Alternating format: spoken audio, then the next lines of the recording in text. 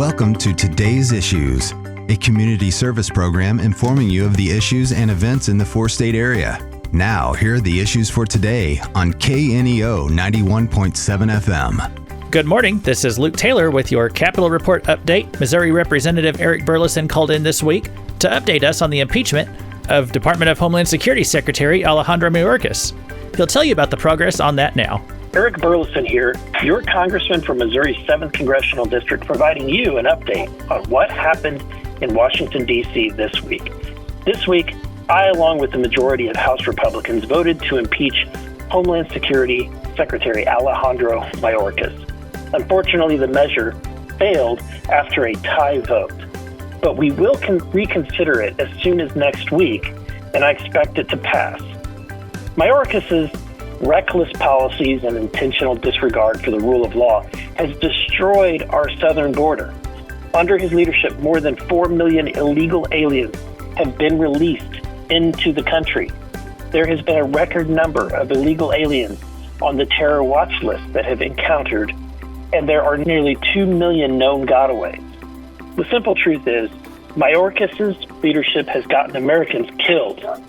It has empowered the cartels and turned every town, city, and our state to border towns, border cities, and border states. This week, I also stood with 65 of my fellow Republicans in support of President Trump.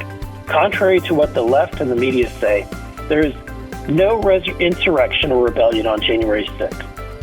I'm grateful for my friend, Congressman Matt Gaetz, who is leading the resolution which states that President Donald J. Trump did not engage in insurrection or rebellion against the United States or give aid or comfort to the enemies thereof.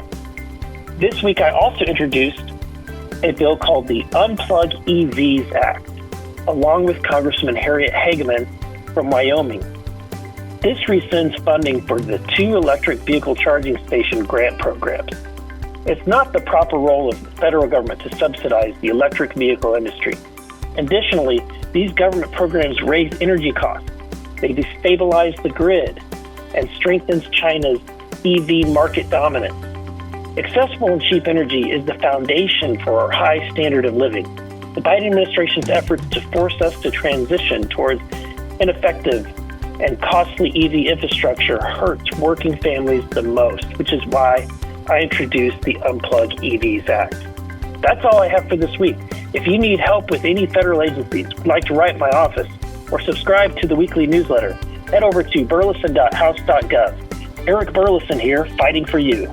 7th District Representative Eric Burlison can be reached at his Washington, D.C. office at 202-225-6536. This has been Today's Issues. For more information about the issues you've just heard, call 417-451-5636.